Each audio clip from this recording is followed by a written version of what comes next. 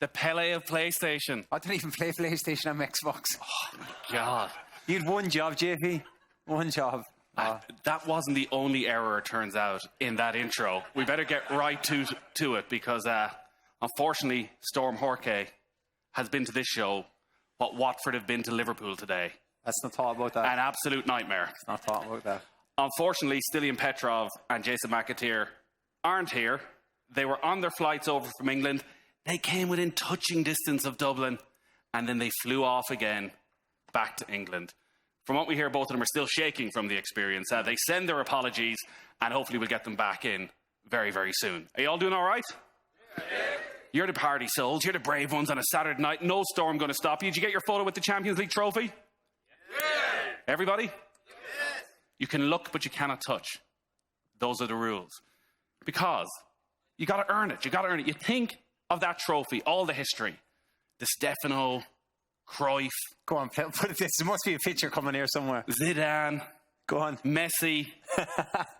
Meyler. Yeah. Where's the picture? Come on, put it up. Yeah. Wait a second. How come all of these people and myself, we're not allowed to touch it? Yet there you are. Well, do you know what? What did you do to earn that? In my defence, I was in Madrid. I grew up supporting Liverpool.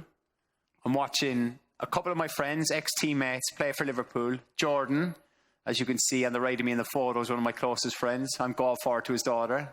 I've just watched him, watched Liverpool lift the Champions League. I've watched him lift it. So I said, grabbed it, said, you know what? Well, hey, here we go. I'm never going to win it. I'm never going to play in the competition. And what is Virgil van Dijk thinking? Has drink been had at that stage? Virgil doesn't drink. Nor does Jordan. So you're the only one truly enjoying his night. Would you believe, genuinely, after the game, we went back to the hotel and they had the after party. About 12 players went to bed about an hour later. They were that wrecked from the occasion. They were thinking about this year and all they could achieve. Oh, yeah. Absolutely. I couldn't believe it. I was gutted. They're all just disappearing. If you haven't got your photo, there's still time. It'll be there all night. We are here with thanks to Pepsi Max. This is the 6th year that Pepsi Max is an official UEFA Champions League partner, and it's the first time that Pepsi Max have brought the Champions League trophy to Ireland. For more information, go to pepsimax.ie or follow the hashtag for the love of it. Maximum taste, no sugar. And we have a brilliant competition for everybody who has come out here tonight, because throughout the show, we're going to be giving you the chance to win a pair of tickets to see one of the English teams in the Champions League next season. It is very simple. To win, all you got to do is tweet us in a question for one of our guests using the hashtag for the love of it. And the best question will win. We will get to some of those best questions a little bit later on. So that a chance to go and see an English team in the Champions League a little bit later. So we don't have Petrov or McAteer, but we do still have a brilliant lineup. We've got Damien Delaney and Stephanie Roach coming up in just a little while. But first, a man who knows all about no-shows from Jason McAteer at this stadium. Give it up for Brian Kerr.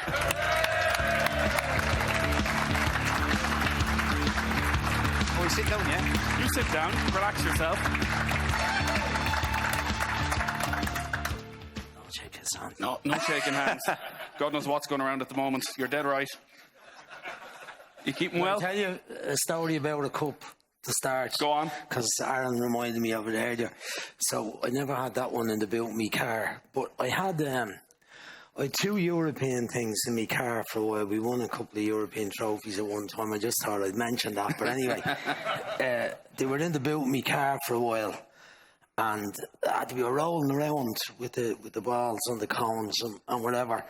And I got a call from school where 2 of the players had played, Andy Reid and Keith Foy. And they asked me, could I have a lend of the cup, one of the cups. So I organised it. I put it into a taxi and sent it to school. And then it came back and I had it for a while and it went around a few places and so on. But towards the end of the time, we were to give it back to UEFA. And I noticed there was a few bits missing off it, as you do. There was these kind of 3 bars. There was 4 sets of 3 bars on this cup. And I'm looking at it going, I think there's some of the bars missing.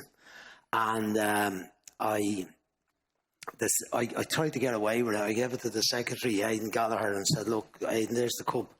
And he said, there's something it's a bit different than that. So, he said, I think there's bars missing. And I said, we'll better have a look at some of the photographs of the players holding the cup. So as it turned out, there was 3 bars missing. So Judy, we had organised before it went back to UEFA to Silversmith in Dublin was making 3 very similar and putting them back on. And I got a phone call from a teacher in the school in Green Hills about a week before that, and he said, "Brian, how are you?" I said, "I'm grand, yeah. JJ, you all right?" He said, "I was up in the principal's office there this morning, and there was I was looking for some copies, and I put my hand in the back of the press, and there was a Dunnes Stores bag with a bit of metal in it.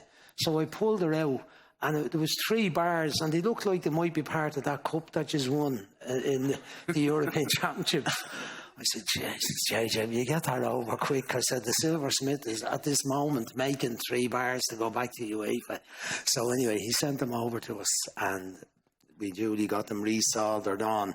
And I've been over in Neon once or twice since and UEFA things, and the cups would be in the press. That one would be in a glass case, and when I see it there, I often say, "Geez, the man done a great job on the song of them, didn't he?"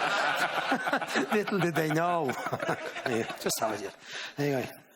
You are, I know, and you touched there on going to finals. You go to the Champions League final on a regular basis, and you've been to so many great games over the years. And I think back, it was at Wembley last season with Brian covering a Tottenham match, and we were walking into the stadium, and I made the mistake of asking Brian, had he been to the old Wembley?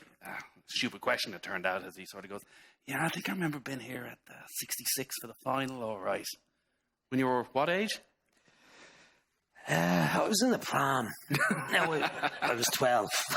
But yeah, I was at the World Cup final in 1966. I had a brother lived in London, as many of us probably had, or sister or whatever at that time. My brother had gone to England in the 50s, and he rang me there on the night. England's first match in 1966 World Cup was against Uruguay, black and white telly, and we had one. Well, probably wasn't many on the road now, I'll tell you, but we had England's 0-0 draw, and my brother rang the house. Actually, we had a phone as well. We were very posh, and he rang the house, and he asked me, "Dad, would you let the young fella come over? I might be able to get a ticket or 2 for a match."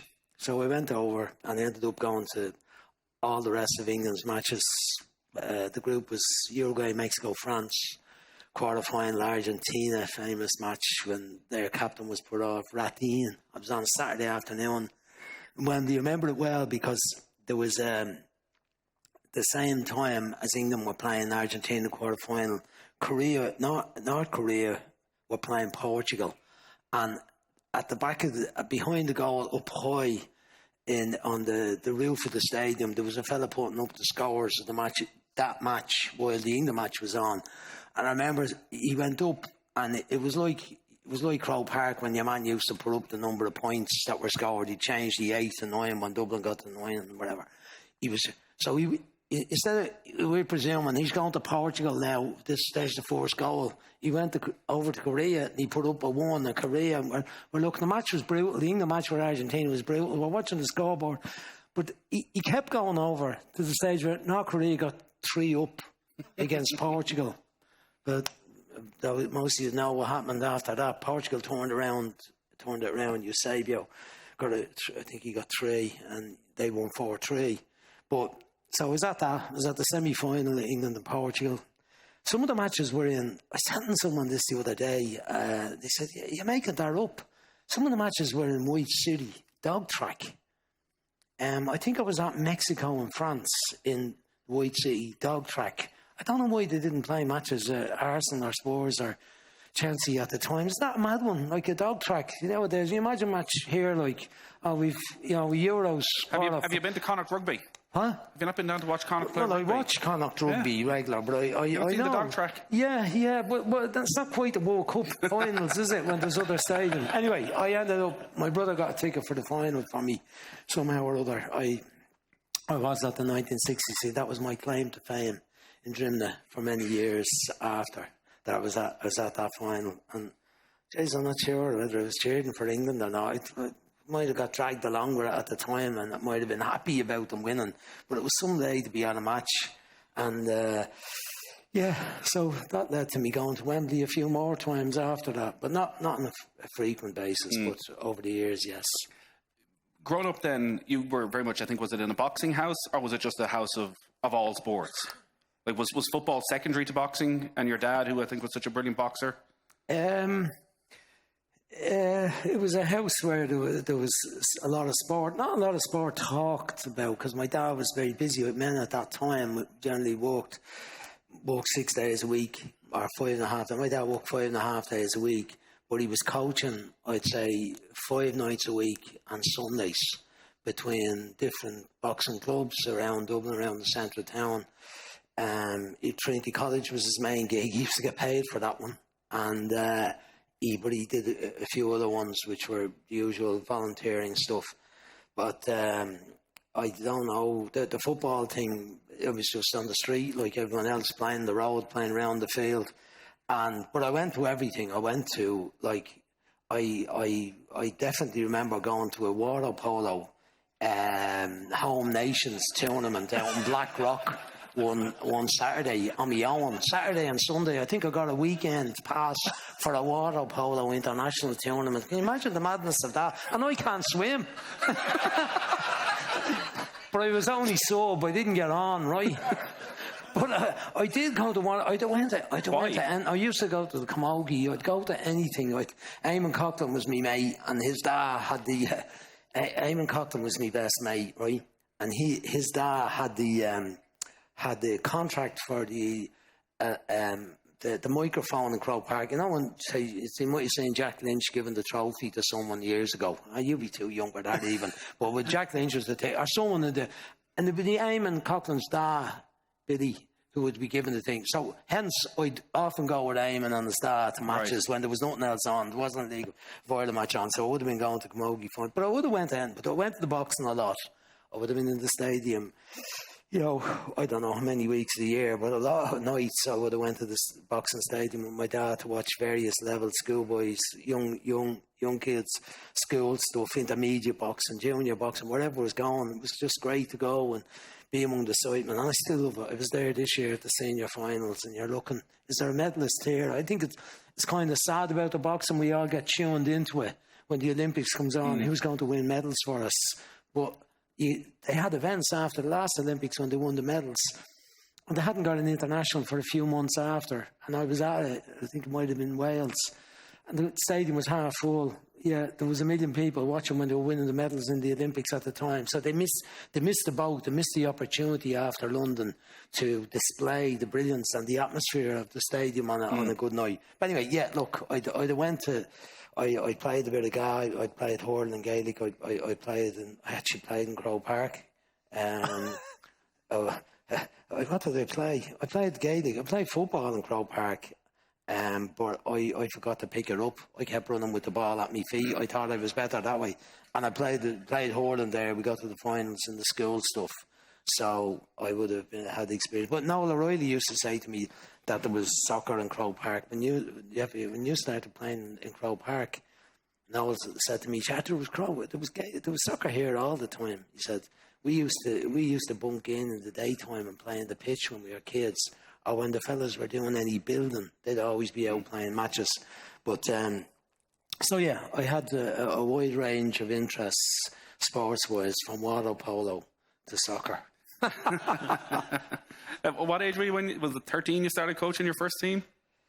Yeah, I had a team. I had a team in the road leagues.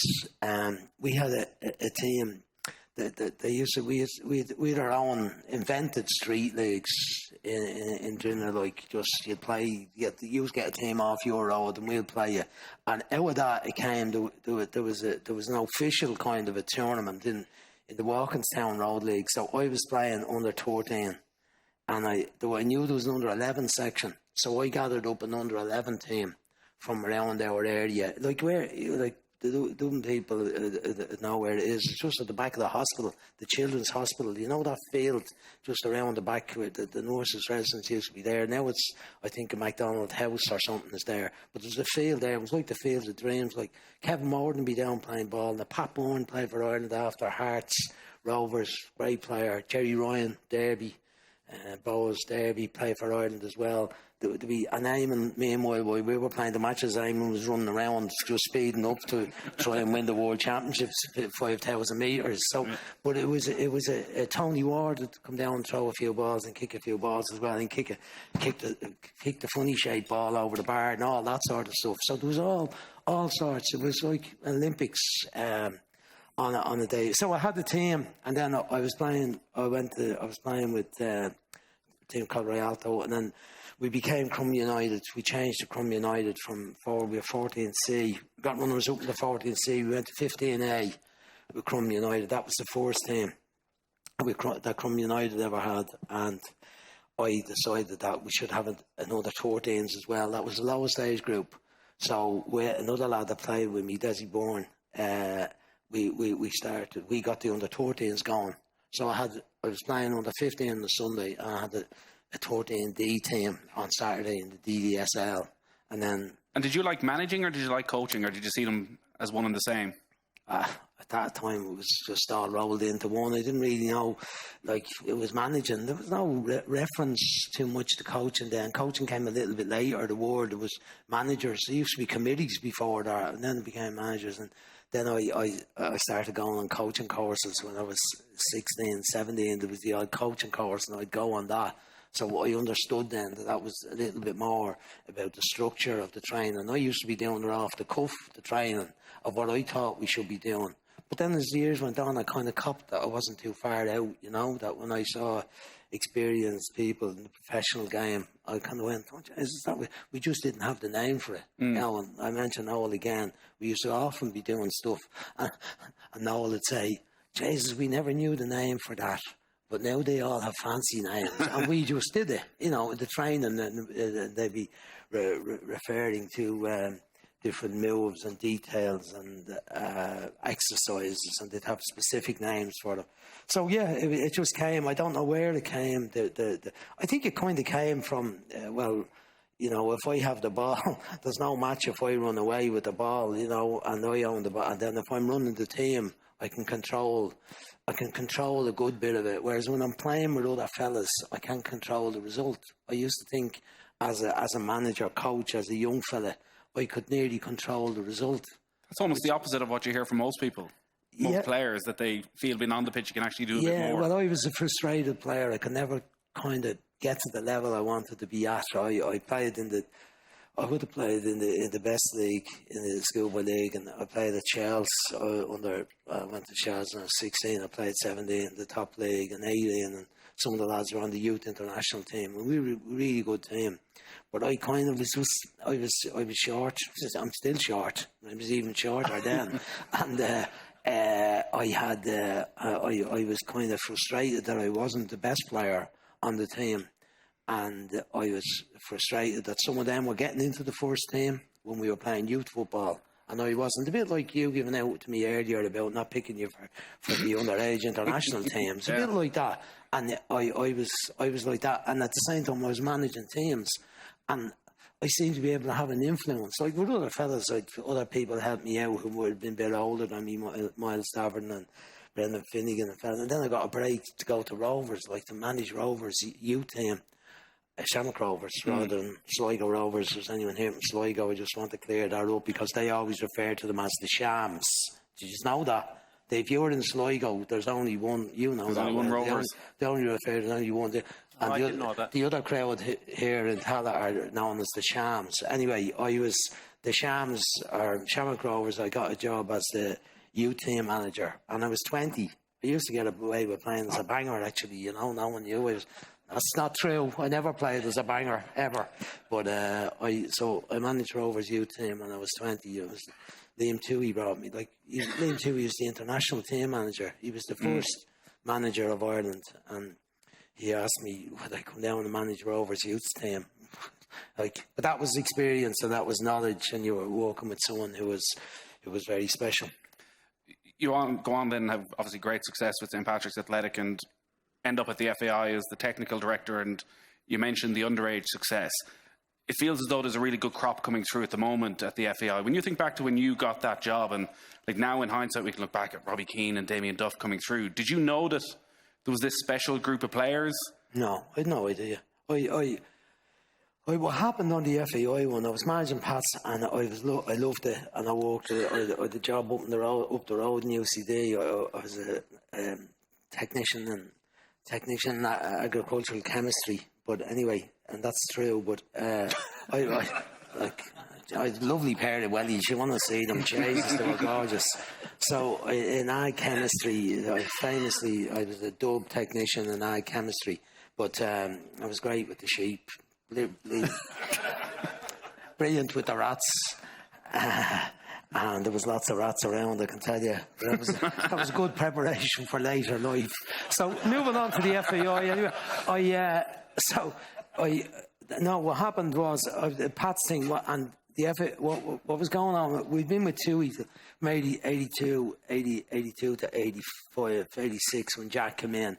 And it had been good. We'd got to a few European finals and done quite well.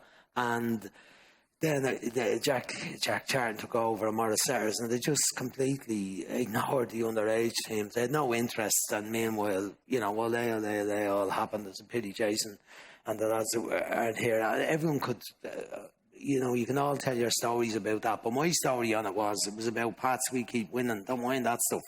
And I was frustrated about what I was on. And one of the ones that really annoyed me is the lad Pat Fenlon, who you know well. Pat Fenlon broke his leg playing an under-21 match for Ireland in Toulon. And I didn't know for 4 days. Nobody thought, as the manager of Pats, that someone should ring me and tell me my player has broken his leg playing Toulon. It was just mad stuff. And that was how we were treated in League of Ireland then as managers and people. So there was no respect. There was no respect for the underage international team. They were lashed by Jeremy, I think, 7 or 8 one night, and they'd 7 outside left playing because Morris Setters didn't know the players or who should be playing or what. So I was annoyed. And one night we were out to win the match with Pats, and I was aware there'd been a little lad in the paper manager wanted for the youth teams, and I drove into town late at night and I wrote out a little note and put it in an envelope and said, look, I'm interested in managing the youth teams. And they contacted me and I went for an interview. There was a gang of people interviewed and I got the job. Did I know what the players were? No, I hadn't a clue. I knew they were qualified for the World Cup, but I didn't know whether that was part of the job, World Cup under 20.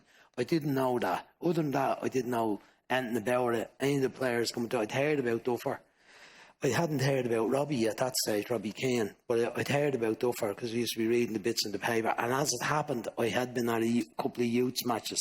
They had a group with Denmark, Poland and Ireland to qualify for the next round, and the matches were in Dalymount, and I'd gone to them and seen the matches, and they ended up getting through in a toss of a coin in October, and it was the teams were level, and it was going back to it, and I didn't understand the significance, but by the time the next round was played, I was the manager.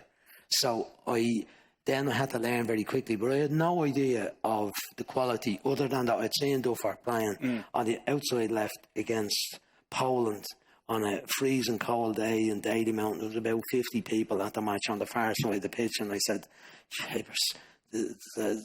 I'm after saying something special here today. But what age was he? He was 17, playing in the under 19 youth team. So that was it. I didn't know when I went in. And when you think of the hundreds and probably thousands of players now you've seen of a similar age to what Damien Duff was then, how does he compare? Well, I sometimes get asked who was the best player you ever worked with. Or worked with sounds like it's a hard graft, It wasn't. Jesus, none of it was. But none of it Some was. of it? But no, it wasn't the best players that you ever managed or coached or whatever. And I'd say Damien was. I mean, I was fortunate to have a bit of a spell with Roy Keane near the end of his Irish career. And I could see the unbelievable ability of Roy and why he was so special as a player. He signed you and all that. You have your own stories to talk about him. But I just inherited the player that I saw as a special player. And then when I just had a bit of time with him, a few matches, and I could see him special, but probably not at the height of his brilliance. Whereas with Damien, I saw him on the way on. Like Robbie was at that level as well in terms of his knack and his intuition and his ability to find space in the hardest area of the pitch to find space. Robbie was like that. They were just two. I was lucky to be lucky to be around when the two of them were kids and were so brilliant, you know. You were obviously, David, after Brian's time as underage coach. Did you play much underage for Ireland? Because No. Roy would have this massive chip on his shoulder that Oh, I have it too. Don't worry about the that. Cork lads were ignored. Oh, they were. Yeah, still there. Yeah, still there. I had that discussion with Roy before. You know the whole thing after Saipan, what's going to happen when he's coming back and who's going to get him back. I mean, we were asked that question. I was asked that question at an interview for the job. And I was aware of that idea. And one of the things that I suggested was, you know, I was trying to... it was something that I loved the idea of bonding players and that challenge of... I used to manage college teams years ago, the All-Ireland colleges team. And I used to love that idea of pulling the players together from Cork. How long ago did you manage the All-Ireland colleges? Well, it was the Irish Technical College. I was playing on the team when I was in Kevin Street. So that was when I was in Kevin Street.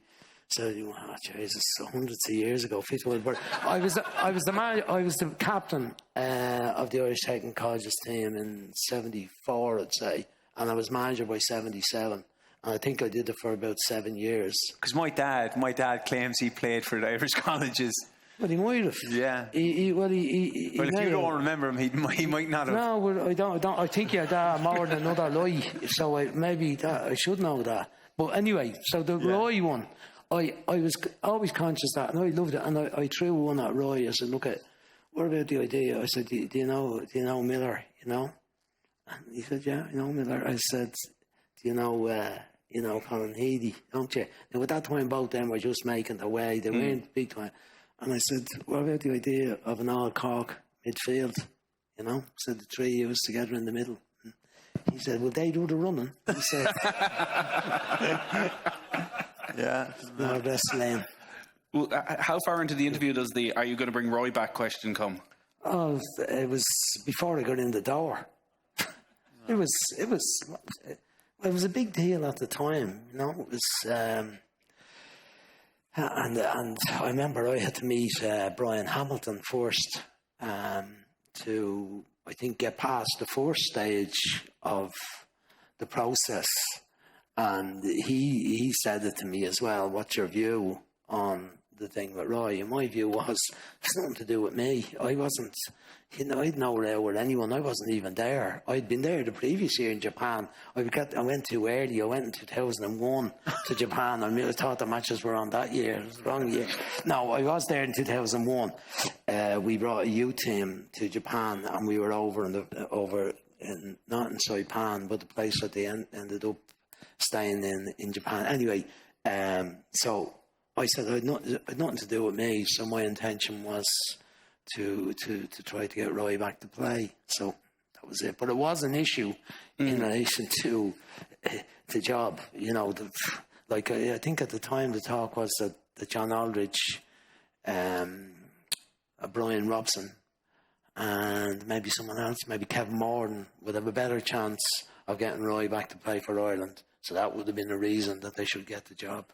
So I think that was out there. And did you feel for you it was hugely important then to get him, that it laid down a bit of a marker that this is the sort of influence I have, this is the type of character I have? No, it was just about getting the best fellas to play who were eligible to play for Ireland. And, you know, that was all it was about with me. I understood the whole thing of people in the country, how the country was divided about it, and how I felt it was quite badly handled at the time by the FAI and all the people involved.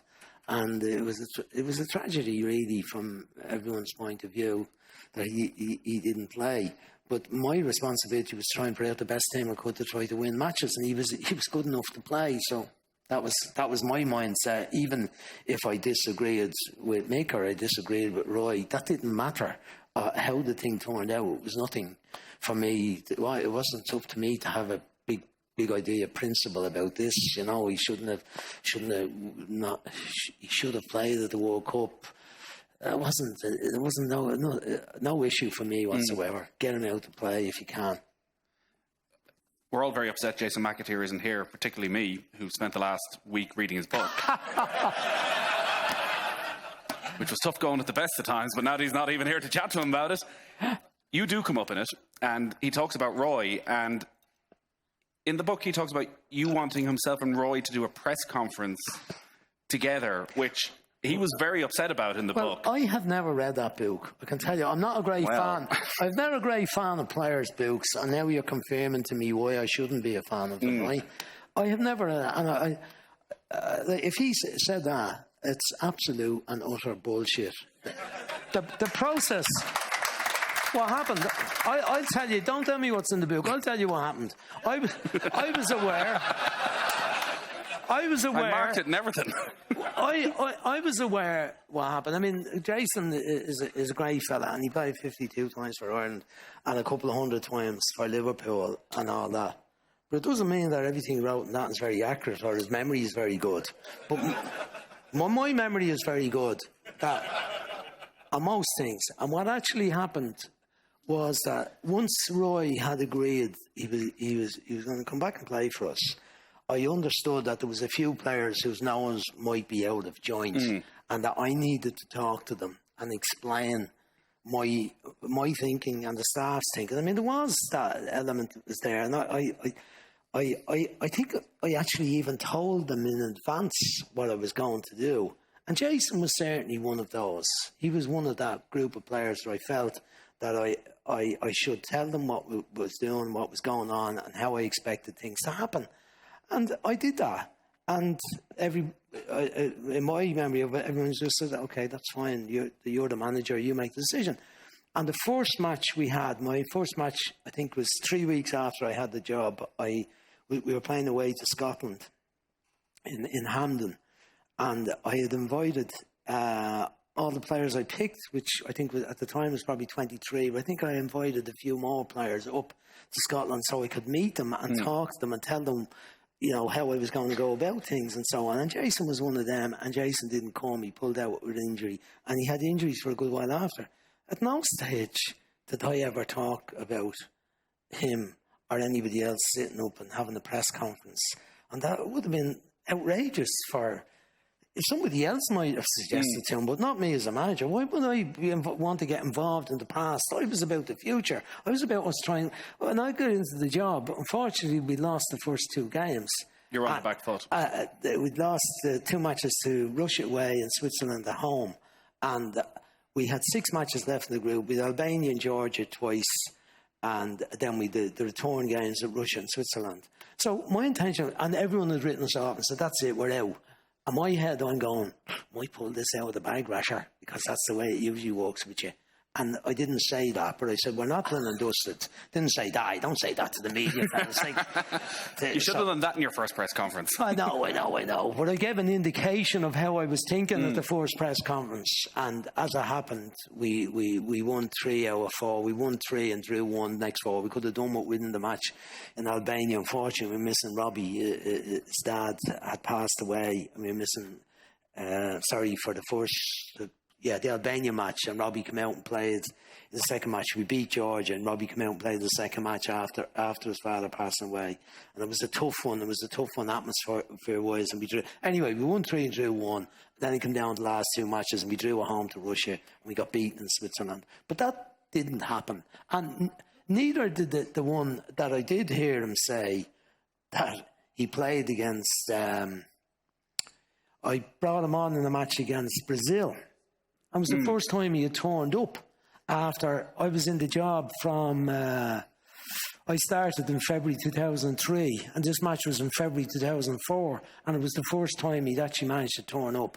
We played against Brazil. The team was Dida, Cafu, Roberto Carlos... Aldair. Aldair, centre-half from Roma. No, not that day. Fella played for Leeds, Rocky Jr. Rocky Jr. Ronaldo, the original Ronaldo, Ronaldinho, Kaká, Gilberto Silva in the middle of the field with... anyway, they weren't bad. They just won the World Cup. So we... it was a friendly game, and I'd never as many requests for tickets in my life for a match as we have at that friendly with Brazil.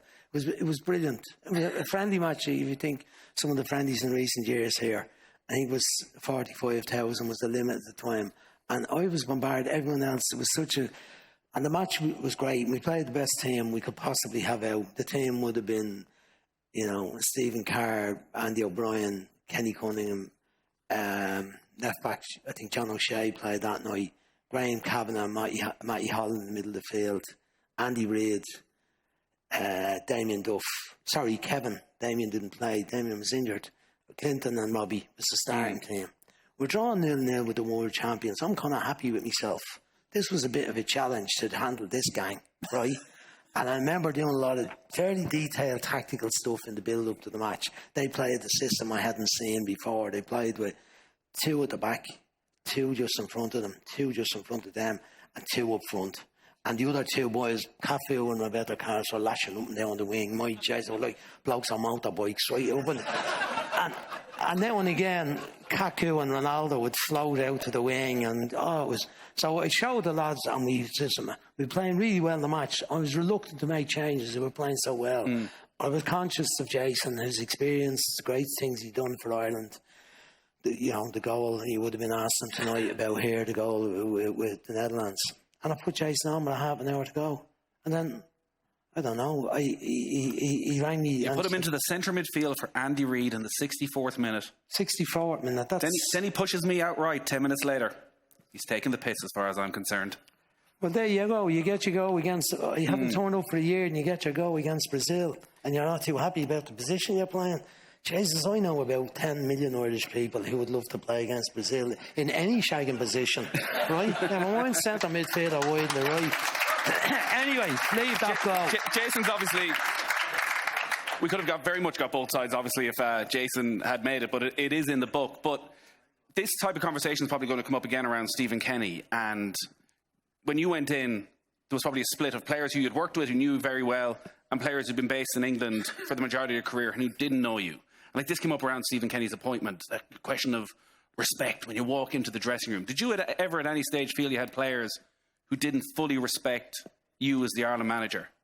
And that no matter what you did, you weren't going to win them round? Oh, maybe Jason.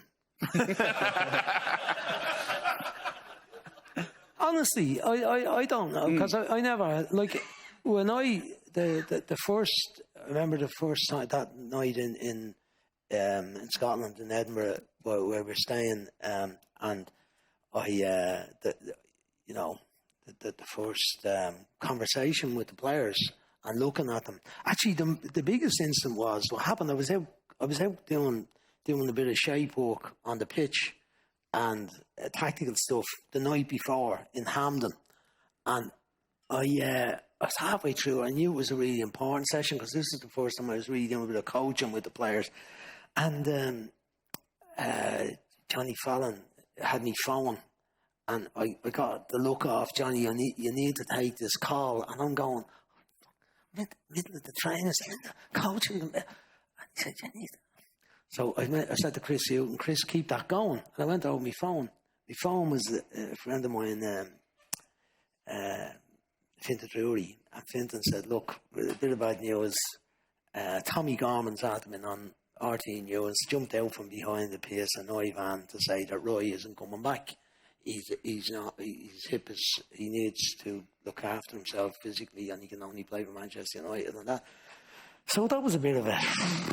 So I had to go finish the training session, went into the dressing room, and sat the players down, and I said, "Just want to tell you something. It's you and us now, and that's the end of it. It's over. I'm going to work to try and make us the best team possible." I remember looking at them all going, these are into this. And there was a lot of fellas, like I had no dealings with Kevin Kilban or Andy O'Brien or Matty Holland or Stephen Kerr, Mark Kinsella, Clinton. I'd seen them on the 21s and that, but I had no direct dealings with any of them. But I could see by their eyes that they were going, yeah, we go with this. This is all right. This is a good start. That's all you can do. Just be yourself, be honest, and let them decide whether you know anything about the bloody game or not. And if they think they know more than you, well, good luck. You know, you see how it is in morale in the team. Are they doing? And managers, but I didn't have a problem. I didn't have a problem with any of them. As far as I know, whether they had other opinions, they didn't express them to me. They might be all queuing up, waiting on their books, and then I'll find out. But wait till I do my book. I'm only messing on that one. I won't do it. We are going to talk a bit more about Ireland in a little while. You'll have to do a book at some stage. But where do you stand on this? Because I do remember the night this Mick McCarthy, Stephen Kenny plan was proposed, having a row with Kilban on the radio about this, and he was bringing up that there's players in this Irish squad based in England who know nothing about Stephen Kenny, that Mick McCarthy walks into the dressing room, he commands respect, where Stephen Kenny, they're looking at him going, who are you? Do you think that will exist? I don't think they'll say, who are you? I think that's a bit harsh. I think they will be a bit standoffish in the sense that when Mick came in, obviously everyone knew the time Mick had back in the early 2000s, what he'd done at Wolves, what he'd done at Ipswich. People are familiar with Mick. He would have had more respect than Stephen. I think the problem with Stephen will have is, I think it's been built up massively in the public about this free-flowing football they're playing. Like, I've played under the last, two managers, under Martin, under, Trapattoni. Trapattoni was, let's get it forward as quick as we can, be solid. Whereas Martin wanted to play football. It's just the messages that were passed, onto the players were all positive to go and play football. Imagine all if you've watched Ireland, the games, certainly games I played in, we took bollockings at half-time, at full-time for not passing the ball more. He wanted us to, but when you get out there, like, the pitch is only behind us, it's that big. When you're out there, it's not as easy as it looks. And look, I want Ireland to do well. I want Ireland to beat Slovakia, and then I want them to beat whoever wins between Northern Ireland and Bosnia. I want them to go to the Euros. I want to go and watch them. I want Ireland to be successful. I want Stephen Kenny to be successful. But it's not going to be free-flowing football. And I'm sorry if you think it is, but it's not. Because I don't think we have the players to be able to demand respect and keep the ball for 90 minutes. It doesn't really need to be free-flowing football, though, does it, Brian? It just needs to be better. Well, it needs to be winning. I think Irish people are, there wasn't too many protesters when Jack was winning. We hadn't been used to winning before that. There were some protesters and some people who had opinions that found it hard going and didn't like it on the eye. I was one. Sorry, I'd throw this pen across the studio here. Yeah, but even fellas like me who didn't enjoy looking at it very much and thought we could do it better. But there was days they did it better off their own cuff, off the players' own cuff. And the Russia match, I think I remember in particular in Germany, where they played brilliant stuff. And those players were good enough. So it doesn't need to be. I think the way it's gone now, the way the game's gone, you look at the number of managers that are under pressure in England. If they're not taking, if the team is not taking risks and they're not seen to be playing the football that's comparable, say, to what Liverpool and Manchester City have been at for a number of years. It's amazing. I mean, look at the Brighton one when Chris Hughton last year, Brighton stayed up. It was touch and go at the end. But I remember getting a bad vibe at the last match of the season when I was there, and Chris was sacked the next morning after the last match of the season. I remember being not surprised because I just got a vibe that they weren't happy enough to stay in the league. They wanted to stay in the league with lovely flowing football. And now they have Graham Potter and they get lovely flowing football, but they still might get relegated, right? So we'll see how that develops. Now, I'm not being critical, fair play to the fella, but that's the man. Norwich seem to be happy, even though they're getting beaten all the time until last night. So I think the attitudes of supporters is more demanding now of the style, and even Irish people, I think want to see it somewhat better than it has been. I definitely agree with that. I do think it can be better, but this whole idea of we're going to transform into like a Man City, where it's all angles. No, I don't. That won't happen. No, I don't. I certainly don't think it will happen. It's another level. You can do what you like at any other level of football you're involved in. When you get to the international senior level, every country has the best manager they can possibly get, whether it's an Irish situation where somebody decides to pay Trapattoni or Martin O'Neill, who had an amazing managerial record at different clubs. Whoever it is in whatever country, they get the best fella at the time they can get. I mean, look at Gareth Southgate and say he was lucky to get the England job at the time, but he's done a great job. He might have been lucky at the time, but he's given them what they want in general, bar getting done in the semi-final. But generally, it's the best manager in each country that's available that they can get. And he Each manager has to earn that because of what he's done in his career. They don't usually get it just because he played well. Maybe Beckenbauer or Bertie Vogts or someone like that would have got a job as manager because of their playing career. But nowadays it's about achievement and you earn it. So they've a tactical awareness and they've man management skills and the psychological bit, all that sort of stuff. So it's a real challenge. And so the manager is always pitting his wits against a very, very good fella in the other dugout. And the players who are playing are the best players. And we might think our players who play in the Championship or the Premier League should be better than Slovakia's players, for instance. That may not be the case. You look at the Slovakian team, the majority of their players are playing in Serie A, in Italy. So they have to be good technical players and tactical players to play at that level. Our players have to be good tactical players and physical players to play in the Premier League or Championship players, but they may not be. So it's tough. Every match is tough. I know, like from the Faroes gig, I did the Faroes gig. I know how awkward we made it for some of the very good teams to play against the Faroes. I see here in this room, I'd say I'd get a better team in this room than I would have had with the Faroes. And that's no insult to any of somebody. Like Aaron Shearer's over there, he was great centre forward in the League of Ireland, right? But there's probably lads here now who would be great. But you would have got into the team in the Faroes. Now, not in the status are in at the moment. But so we're playing France, and I'm going, we'd be grand today, lads, it'd be all right, we don't have to keep it tight at the back. Now, France, I end up saying, I went and played Serbia one day, and Vidic just doing his nut at the touchline at one stage of the match. He's gone out. Because they couldn't get it easy. We made it hard for them. And that was even us. That was even with the Faroes. 47,000 people, half of them women. The other half of them over 37 and under 16. So you're down to the scraps then when you're picking. The next half, there's another gang down that are all fishermen, right? And then there's another gang that work on the ships worldwide or in the commercial, So it's kind of scarce, the numbers. I mean, there was two leagues. There was a league, the top league in the Faroes was 10 teams, and there was a second division, and that was it. And you had to pick an international team from that to take on. I didn't get any handy groups. It was like Serbia and France. Jesus, the next one was like Italy. Then we got to the next time, and I'm going, so it's hard. International football. And we saw how hard it is with bloody Gibraltar. There was a time here we beat them 7-0, and over there in Portugal it was 5-0.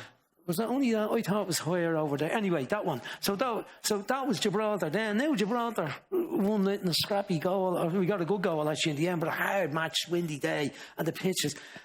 So everyone finds the methodology to make it as awkward as possible. So it won't be easy for anybody. So I don't want to calm myself down, is what you're saying. No, I'm just making the point that whether it's Stephen or whoever is the manager, it isn't easy. We're in the playoff. We finished third in the group. So did Slovakia, so did Northern Ireland, so did Bosnia-Herzegovina. That's our level at the moment. Now, and that's always been our level, but sometimes we were able to get to second. And in Jack Charlton's time, we were able to get to first when there was only maybe 40 countries in Europe. Now we're at 54, I think, or 55. But that is about our level of our population, of the fact that we have Gaelic rugby, hurling, and soccer, and water polo, right?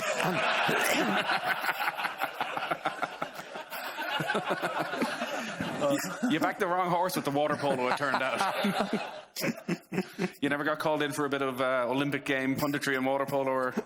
No. You'd give it a go, we've though. Never had a water polo team at the Olympics. That should be one of the ones we should be aimed to go on there, because we've got plenty of room. We've got loads of water around here. Look at the country. Look at the country this week. We're missing a chance. Don't mind our own judo and yachting stuff and so on, and rowing. I was once on Blackboard Jungle, and the claim to fame of the school that beat us was that they were the Irish water polo champions. And I'm like, how many schools play water polo? I'm ashamed to say my uncle plays. Oh, yeah? Internationally? No, I don't think so, but he grows his nails out. They play the full length of the pool. Yeah. And then one with the goal in the shallow end is big. Or it's the other way around, I can't remember. But he says they'd be down in the shallow and they'd be ripping and scrawling and I don't know. So they grow the toenails long so they can yes, down the back of the leg. Yeah.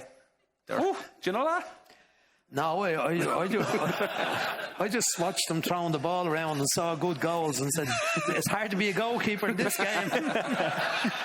We are here tonight with thanks to Pepsi Max. This is their 6th year as an official UEFA Champions League partner. It's the first time that Pepsi Max have brought the Champions League trophy to Ireland. For more information, go to pepsimax.ie or use the hashtag for the love of it. We'll be taking a break in just a little while to be able to get your photos then, but we're still giving you a chance to enter our competition. If you have any questions for Brian Kerr, we'll get them in a little while. Use the hashtag for the love of it, and the best question, you will win a pair of tickets, flights and accommodation to see one of the English teams in the Champions League next season. We have Stephanie Roach coming up in just a moment, but for now, give it up for Brian Kerr.